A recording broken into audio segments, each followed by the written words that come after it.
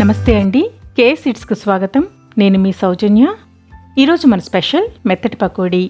Andhra sweet షాప్స్లో road side బండి మీద దొరికే ఈ పకోడీని చేయటం చాలా తేలికండి. రుచిగా పర్ఫెక్ట్గా ఎలా తయారు చేసుకోవాలో చూద్దామా ఇప్పుడు. ముందుగా బౌల్లో చిన్న ముక్కలుగా తరిగిన ఉల్లిపాయను 300 గ్రాములు తీసుకుంటున్నానండి. మెత్తటి పకోడీకి ఉల్లిపాయలు నిలువుగా తరగకూడదండి, చిన్న ముక్కలుగా తరగాలి. ఇప్పుడు 4 పచ్చిమిరపకాయలను సన్నగా తరిగి వేసుకోవాలి. అలాగే 2 రెమ్మల కరివేపాకు వేసుకోవాలి. కరివేపాకు కట్ చేసి వేసుకుంటే ఫ్లేవర్ బాగా పడుతుందండి. పావు కట్ట శుభ్రం చేసి తరిగిన కొత్తిమీర వేసుకోవాలి. అలాగే 2 టేబుల్ స్పూన్ల బటర్ వేసుకోవాలి. ఇప్పుడు ఇందులో రుచికి సరిపడా ఉప్పు, 1 స్పూన్ అల్లం పేస్ట్ వేసుకొని బటర్ ఉల్లిపాయలతో కలిసేలాగా బాగా కలపాలి. అల్లం, బటరు, కరివేపాకు వేయటం వలన పకోడీకి మంచి ఫ్లేవర్తో పాటు రుచి కూడా చాలా బాగుంటుందండి. బటర్కి బదులుగా డాల్డా వేసుకోవచ్చు, లేదా నూనె కూడా వేసుకోవచ్చు. స్వీట్ షాప్లో అయితే డాల్డా వేస్తారండి. ఇంట్లో చేస్తున్నాను కాబట్టి బటర్ వేస్తున్నాను.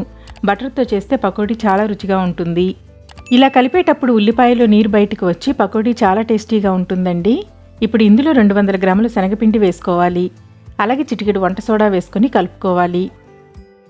ఇప్పుడు ఇందులో నీళ్లు పోసుకొని బజ్జీ పిండిలాగా కలుపుకోవాలి. ఉల్లిపాయల్లో నుంచి ఊరిన నీళ్లతోనే పిండి చాలా వరకు కలుస్తుందండి. నీళ్లు మరీ ఎక్కువగా వేసుకోవద్దు, జారుగా అవుతుంది. కొద్ది కొద్దిగా వేసుకుంటూ చూసుకొని కలుపుకోవాలి. పిండి వీడియోలో చూపించిన కన్సిస్టెన్సీలో ఉంటే సరిపోతుందండి.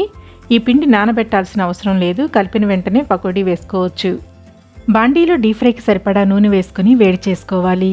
నూనె వేడయ్యాక కొద్దిగా పిండి తీసుకొని వేళ్లతో విడివిడిగా వేసుకోవాలి. నూనె బాగా కాగాలండి. వేడి తక్కువగా ఉంటే పకోడీ ఫ్లాట్గా వస్తుంది. నూనె వేడిగా ఉంటే వేసిన వెంటనే బజ్జీలాగా ఉబ్బి పైకి తేలుతాయండి. హై టు మీడియం ఫ్లేమ్కి అడ్జస్ట్ చేసుకుంటూ మంచి గోల్డెన్ కలర్కి వచ్చే వరకు ఫ్రై చేసుకోవాలి. మంచి రంగు వచ్చాక టిష్యూ మీదకు కానీ చిల్లులు గిన్నెలోకి కానీ తీసుకొని సర్వ్ చేసుకోవటమే. ఇలాగే మిగిలిన పిండంతా పకోడీ చేసుకోవాలి. చివరిగా 2 రెమ్మల కరివేపాకు వేయించి వేసుకుంటే మంచి వాసనతో పాటు చూడటానికి బాగుంటుంది. షాప్లో కొన్నారా అనిపించేలాగా ఉంటుంది.